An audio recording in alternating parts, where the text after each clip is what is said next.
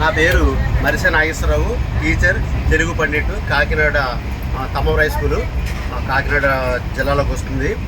నేను తెలుగు పండిట్గా సుమారుగా నేను 25 ఏళ్ల పాటు ఒక చోట, 15 ఏళ్ల పాటు ఒక చేయడం జరిగింది. అయితే దీని అంతరికి స్ఫూర్తి మరి మా గురువుగారి పేరు ఉమరాలీషా గారు. అది విశ్వ విజ్ఞాన విద్యా ఆధ్యాత్మిక పీఠము. ఇది వరల్డ్ వైజ్గా ఉంది పీఠము. ఈ పీఠం ఏం బోధిస్తుందంటే మానవత్వమే ఈశ్వరత్వము. అంటే మానవుడుగా జీవిస్తే ఆ మానవత్వంలోనే ఈశ్వరత్వం ఉంది. మానవత్వాన్ని మించి మరొకటి ఏదీ లేదు. అసలు మానవుడుగా జీవిస్తే చాలు, మానవుడు మాధవుడైపోతాడు అని చెప్తుంది ఈ పీఠం, శ్రీ విశ్వ విజ్ఞాన విద్యా ఆధ్యాత్మికం. ఆ పీఠం నుంచి ఒక పద్యాన్ని నేను దాని భావన కూడా తెలియజేయడానికి ప్రయత్నం చేస్తాను.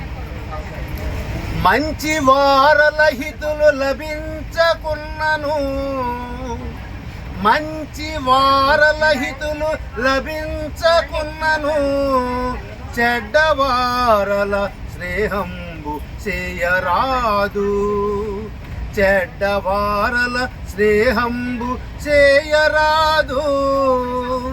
మల్లె పూలు లేకున్న మానవలే ఉల్లె పూలు తలలో నుడవవలదు. ఒకవేళ స్నేహం చేయవలసి వస్తే మంచి వాళ్ళతోనే స్నేహం చేయాలి. ఒకవేళ మంచి వాళ్ళు స్నేహితులు లభించకపోతే స్నేహమే మానే. మంచివాళ్ళు లేరు కదని చెడ్డవాళ్ళతో స్నేహం చేస్తే చెడ్డవాళ్ళ సాంగత్యం వల్ల వాళ్ళు చెడు మన మీద కూడా పడుతుంది.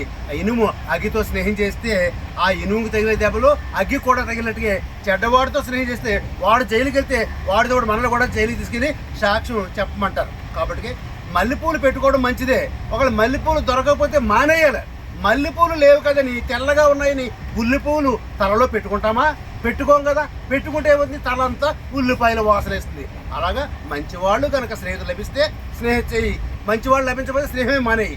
మల్లెపూలు దొరికితే పెట్టుకో, మల్లెపూలు దొరకకపోతే ఉల్లిపూలు మాత్రం తలలో పెట్టుకోవద్దని పద్యం యొక్క భావము. స్వస్తి.